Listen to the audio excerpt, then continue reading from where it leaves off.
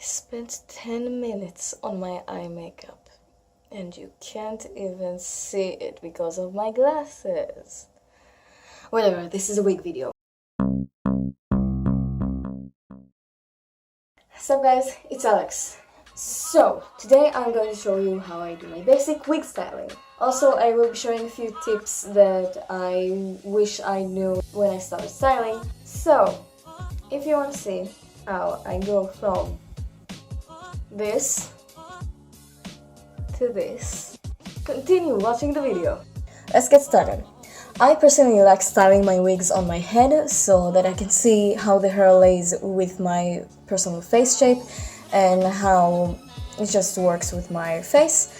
As you can see, I'm starting out by cutting the side pieces and a bit of the bangs, just thinning it out and doing small piece by piece, just to play around with the wig and see how it works out. Now, as you can see, you should never cut straight across because it just looks very unnatural. Unless your wig is supposed to look like that, don't do it. Cut in an up and down motion because that just makes it look so much better and so much more professional, and it just, yeah.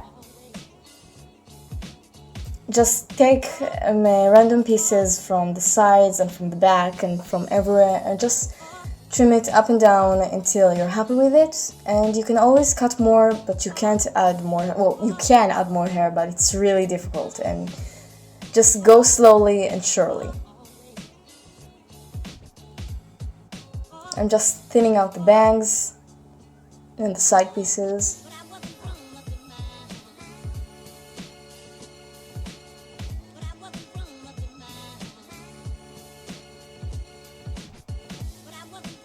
And I'm just playing around with it before the actual hairspray or anything, so I can see how it works and what I'm going to do.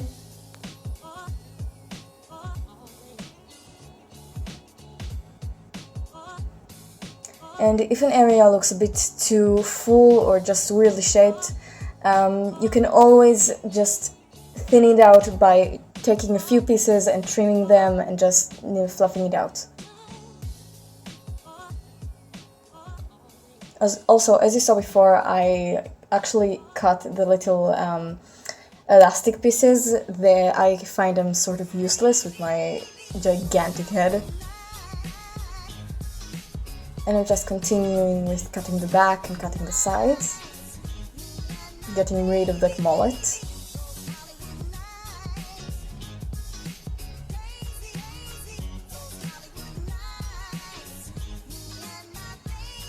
I always cut the back very, very short because it makes it look a lot more natural. Well, yeah, a lot more natural and less like you have a wig from the 80s.